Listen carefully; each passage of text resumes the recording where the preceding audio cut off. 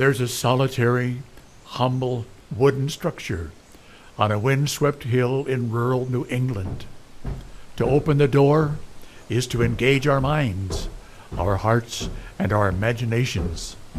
In this place, preachers and professors, past and present, come alive as they walk the aisle, ascend the pulpit stairs, and teach. From theology, from history, and from the Word of God. Welcome to the Saybrook Meetinghouse, an audio production of Saybrook Ministries.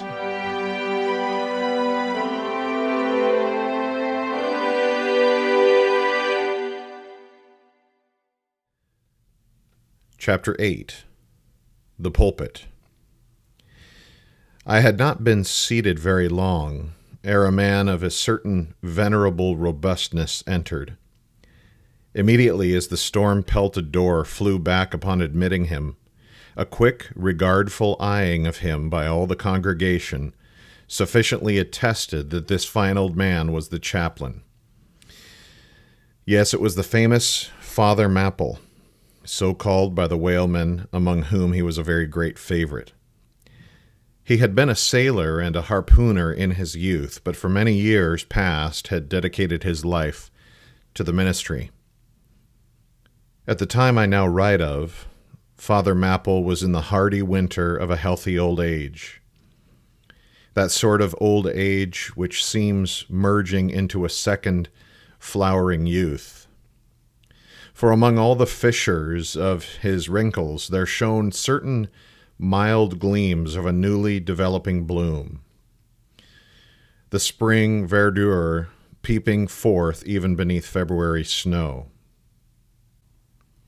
No one having previously heard his history could for the first time behold Father Mapple without the utmost interest, because there were certain engrafted clerical peculiarities about him, imputable to that adventurous maritime life he had led.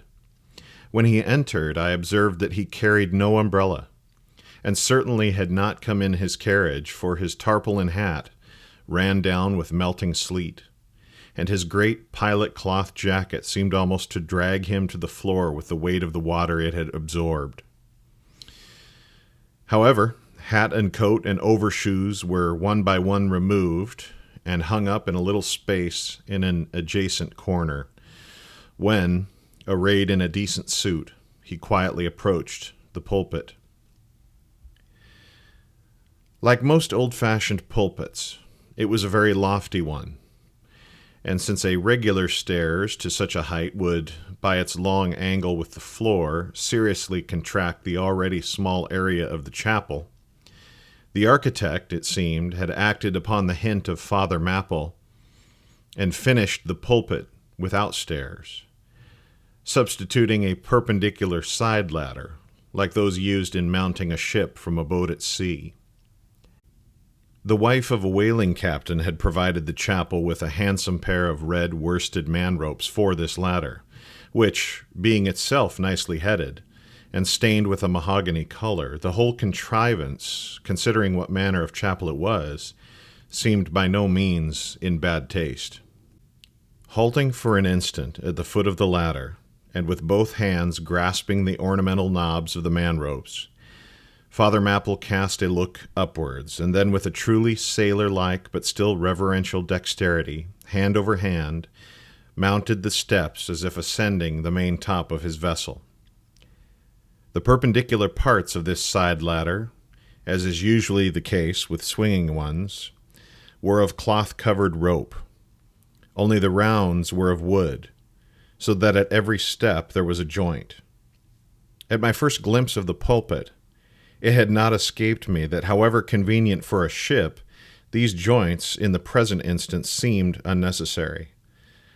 For I was not prepared to see Father Mapple, after gaining the height, slowly turn round, and, stooping over the pulpit, deliberately drag up the ladder step by step till the whole was deposited within, leaving him impregnable in his little Quebec. I pondered some time without fully comprehending the reason for this. Father Mapple enjoyed such a wide reputation for sincerity and sanctity that I could not suspect him of courting notoriety by any mere tricks of the stage. No, thought I, there must be some sober reason for this thing. Furthermore, it must symbolize something unseen. Can it be, then, that by that act of physical isolation, he signifies his spiritual withdrawal for the time from all outward worldly ties and connections? Yes, for replenished with the meat and wine of the world to the faithful man of God, this pulpit, I see, is a self-containing stronghold, a lofty Aaron Brightstein, with a perennial well of water within the walls. But the side ladder was not the only strange feature of the place, borrowed from the chaplain's former seafarings. Between the marble cenotaphs on either hand of the pulpit, the wall which formed its back was adorned with a large painting representing a gallant ship beating against a terrible storm off a lee coast of black rocks and snowy breakers. But high above the flying scud and dark rolling clouds there floated a little isle of sunlight, from which beamed forth an angel's face. And this bright face shed a distinct spot of radiance upon the ship's tossed deck, something like that silver plate now inserted into the Victory's plank where Nelson fell. Ah, noble ship, the angel seemed to say, beat on, thou noble ship, and bear a hardy helm, for lo, the sun is breaking through, the clouds are rolling off, serenest azure is at hand. Nor was the pulpit itself without a trace of the same sea taste that had achieved the ladder in the picture. Its paneled front was in the likeness of a ship's bluff bows, and the Holy Bible rested on a projecting piece of scrollwork, fashioned after a ship's fiddle-headed beak. What could be more full of meaning? For the pulpit is ever this earth's foremost part. All the rest comes in its rear. The pulpit leads the world. From thence it is the storm of God's quick wrath is first descried, and the bow must bear the earliest brunt.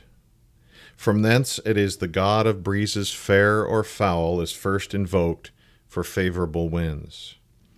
Yes, the world's a ship on its passage out, and not a voyage complete, and the pulpit is its prow. From Herman Melville's Moby Dick, published in 1851. Thank you for joining us this week at the Saybrook Meetinghouse. We hope you've been blessed by today's podcast. Saybrook Ministries' mission is to provide didactic and devotional content from the Christian faith delivered to the saints, recovered and refined by the Protestant Reformation. Be sure to visit saybrookministries.org for continually updated Christian content designed to inspire and invigorate our imagination and intellect. Join us next week for another journey to the Saybrook Meetinghouse. Until then, may God bless you.